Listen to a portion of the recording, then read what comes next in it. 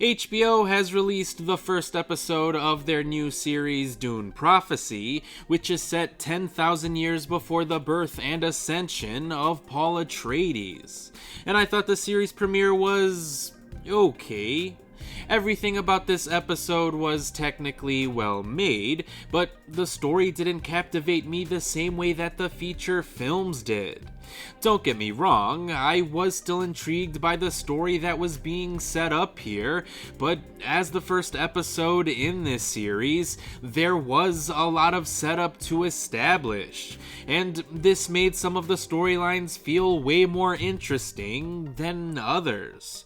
But the main story focuses on sisters Valia and Tula Harkonnen, who join an order of women trained to serve the great houses of the Imperium.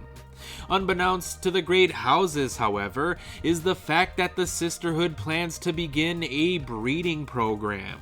A project where the Sisterhood would breed better leaders by fostering unions between the great houses. But the radical idea of cultivating rulers for the sake of control splits the Sisterhood into factions, so in order to keep the Sisterhood together, Valia used her new voice technique on the Mother Superior's granddaughter and successor, causing her to slit her own throat. Fast forward 30 years later, Valia is now the Mother Superior, and the Sisterhood's breeding program is in full effect.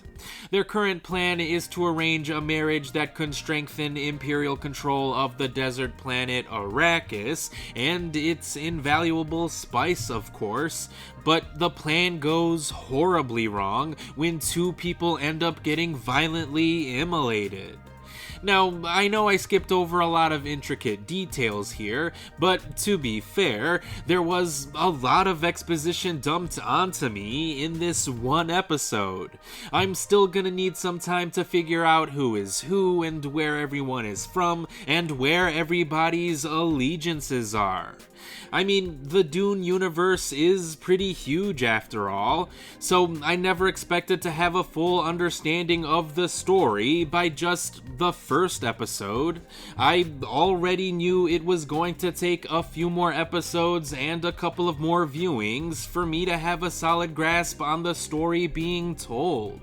But this first episode was clearly inspired by the series premiere of House of the Dragon, which shouldn't be too surprising given how both shows are produced by HBO.